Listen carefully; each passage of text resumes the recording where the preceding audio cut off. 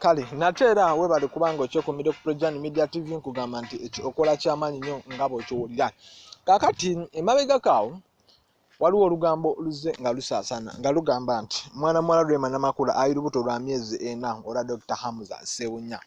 Kati nno Rema namakula avuddeyo n'akatukuba ku mmeeza n'agamba nti nno bannange olugambo saagala abantu bawabuzeebuze muno ndiyitala Dr. Hamza Sewunya banenzi sirina kye nnina mu lubuto nninamu mmere yange na biwuka byange sirinamu mmere. Kiddiridde okubanga Rema abadde alina ekivvulu kyaliko awo ebusiya abadde ku kivvulu awo ebusiya naye nga asanyusa bawagizi be abadde ayambadde ebintu nga byeru empale njeru bulungi nnyo naye nga tekuli wadde n'olubuto. Abawagizi n'omubuuza bannange kituufu olubuto lwa Dr. Hamza Sewunya n'abyegaanaga bannange nze yayimba siri muyembe sisobola kuba lubuto lwa Dr. Hamza Sewunya era tuba twetaaza omwana tujja mufuna nga embaga yaffe emaze okuba nga eggwa bulungi nnyo.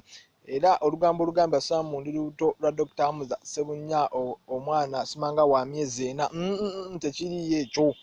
Sina Kasewunya kato mu lubuto lwange nze ndi bulungi nnyo sina ekiba kyetaagisa bulungi nnyo njera nja kubeera bulungi nnyo nga ndi lubuto mbategeezi bawagizi bange nti nno Rema namakula ndi lubuto lwa Dr. Hamza Sewunya n'essaazi neno bambi siruyina wadde ndi fresh and clean era ffe okufuna olubuto ngenda mumala kubanga nga ngatiddwa bulungi ne Dr. wange Hamza Sewunya ng'amaze tuwowa muzikiti weewaawo. Kale webale kubanga weekomera Projan amawulire mangi gakyajja likinga okomentinga sinakindi ojja kuba osobola okusharinga ne tuba nga ate tukwanaganya embeera naye ng'ate era mikwano gyaffe abali e Qatar Saudi Arabia mwenna tubaagala nammwe abali waneno mu ggwanga Uganda tubaagala nnyo mukola omulimu gw'amaanyi okubanga muli wano ku Projan Media TV nga muli balabi muli bawuliriza balungi nnyo ddala. Amawulire mangi gakyajja tuvaawo gakyaliwo.